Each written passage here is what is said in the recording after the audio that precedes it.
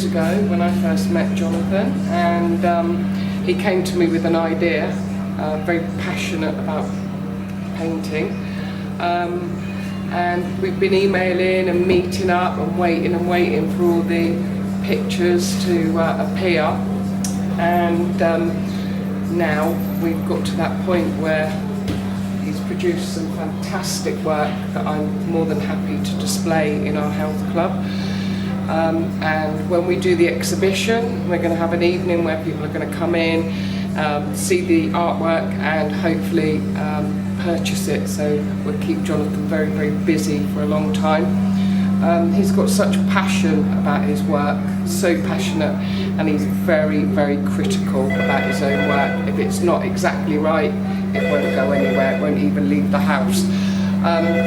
He's a local guy, and we're all for supporting local artists and local people, and it's absolutely amazing the work he's done, and that he's going to give some of the proceeds to charity, and we're just really happy to support him in everything he does.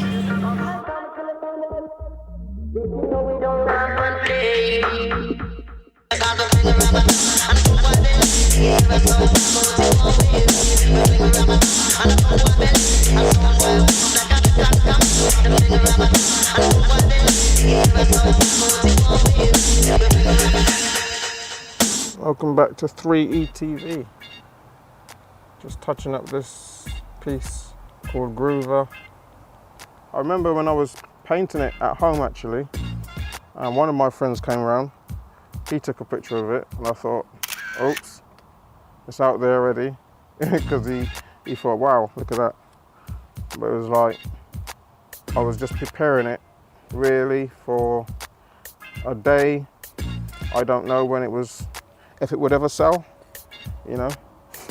But that's why I did the exhibition, just to kind of like start introducing people to art, because, you know, I'm trying to basically get people excited, not just about art, but about whatever passion they have, which actually is an art. So whether you're a musician or, you know, a music producer or a dancer or rapper or singer, it's your art, it's your thing. So basically, when we do these things, why are we doing them? And, you know, the reason why myself and some others are doing it is because we want to be able to leave a legacy for our children, for our grandchildren, for our great-grandchildren, so that, you know, those generations in the future can look back and see like, oh, you know, my dad, my uncle, whoever it was, my great-great-great-great-granddad, they did this. Yeah, so hi, yeah, we're here at the location for Platform Studios, just over here to my right, and we're here to record some ADR for basically the footage, the films that we're putting together for this project, and you know, for 3ETV in association with DBG TV, and it's all about, you know, exploring and exposing and expressing, as we've said before. So it's really good to be here. It's a great day. You know, the air is good, and the view is brilliant, and just being able to just be here and do this is like, yes, it's really good. You know, positive things like this is what just helps build the story, you know, to take you on that journey with myself and others. So this is what it's all about, you know, just making it happen. You know, just going along with that flow, with that vibe, and, you know, letting it be as natural as possible, and that's what it's all about. So being able to inspire others, you know. I have done an exhibition, and that was at Novotel Centre in Friar Street, Reading, 25B Friar Street, which is still on show. So anyone is welcome to just go in, relax, have a drink, and take in the art and the atmosphere. Now, actually preparing for that exhibition, you know, a lot of work again. Before I actually did the exhibition, I took every single piece that I wanted to exhibit down to the hotel and laid it all out for the staff to see, the manager. When they saw it, you know, live, it had more of an impact than just sending it on email or tablet or whatever. So I wanted to create that impact, which it did, and then the ball started rolling. Did the first exhibition in April 2016, which was great. We had a lot of fun and everything. It was very exciting. Regarding, getting the art actually set up for an exhibition takes a lot of work, because each painting has to be catalogued. It has to be, pictures have to be taken so that you can get it digital for the website, etc. And basically, you have to also label each painting, with the name of it, the size, the cost, email for queries, etc. Again, as I said, preparing a catalogue for the website, which will come soon. So yes, that's what's involved with preparing for an exhibition or just going to show some people something.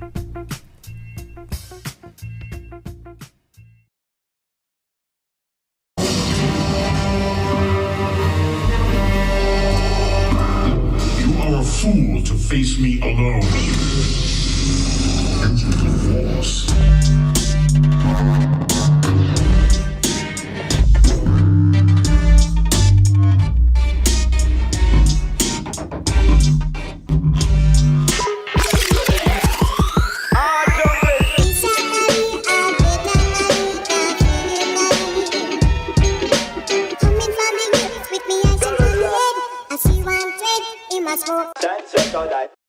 Hi y'all, I'm Space in Town, he's DJ Lupin, and he's Wobbler, and we are the Handjob Records. Greetings to one and all. Big up my man Double G and the DBG TV every time. Big up Jay Watson, big up Shortman Productions on this one. Shouts out going out to Reading. Big up all the peeps working on the project. And we're gonna give you a little introduction of how we do things here.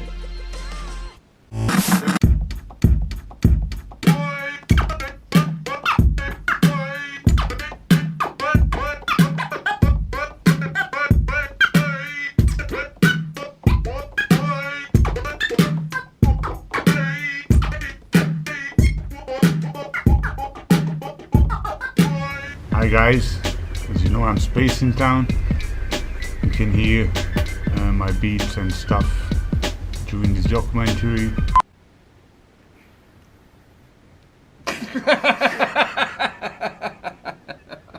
Hey yo, I'm DJ Lupin. I'm one of the guys who have started Handjob Records a couple of years ago, maybe a decade or something like that. I've been DJing over 30 years.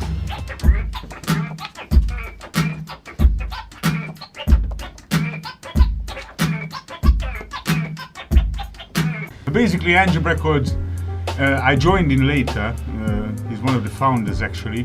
It was beginning to be like a creative workshop, you know what I mean? So like a lot of freelance artists, musicians, DJs, MCs were involved. Yeah. And we had like live gigs. We even had a jazz hip hop band with like 12 members at the time. So yeah, 13. Crazy. Okay, cut. Okay, wait, we don't like to label ourselves as a label doing this or doing that. So like we're really into stuff. I had a couple of bands. He's in a band right now. Who I'm recording and mixing and doing live gigs with. I'm responsible for the sound.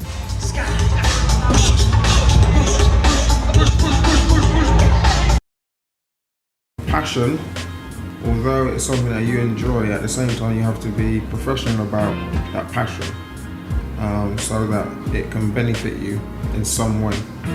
That's very important. And as you can see, I have a stick here, which that is not just for show. That's just not for styling.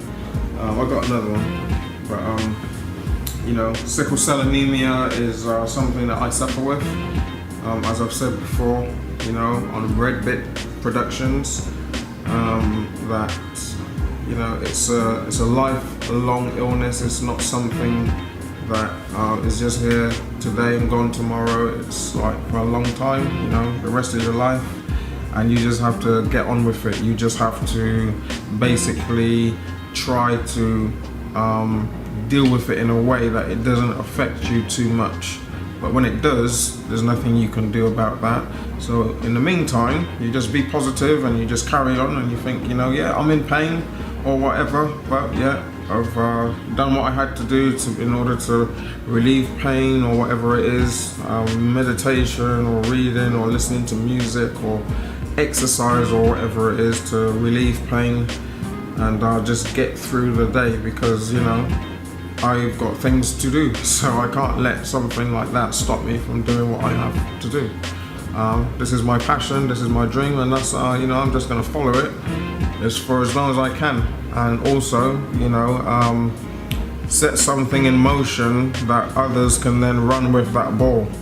Because once you put opportunities in front of people, it's like, you know, you're kind of like giving them inspiration to, like, okay, I can do this with this, you know. It's like my children, they enjoy my art. When they look at my art, and they're picking out things that I can't see, and they're saying to me, oh, I can see a snowman, I can see a house, I can see this, I can see that, and I'm thinking, I can't see any of this stuff, but that is good, you know, that is good, that is excellent. So I've inspired, and hopefully I'm inspiring other people. If you've got some passion or whatever it is, follow your dream. You know, don't wait for anyone, just get up and do it, because you know, life is too short, as they say. Anything that you can do that is an art form that you appreciate, that you love doing and you're good at, even if you're not brilliant at it, you just love doing it and you want to express yourself and show people, look, hey, what do you think? I hope everybody can embark on a project of their own similar to this, or hey, jump on board with us, join us. The project will only get bigger, and it's not a fly-by-night thing. This will go on until our last breaths. So it's about leaving that legacy, life stories, they're real life stories. It's none of this, if people want to see reality TV, this is reality TV, because this is reality. This, you know, none of this scripted, let's watch something on the TV like Big Brother, and Big Brother's not allowed on in my house. I can't do reality. Geordie Shore, all of this is nonsense. It's nonsense, it's not reality. If people want reality, they have to do similar to what you're doing, G-Man, is taking the camera out, taking it to the streets, taking it to people, their houses, their places of work, and recording real life. That's reality TV.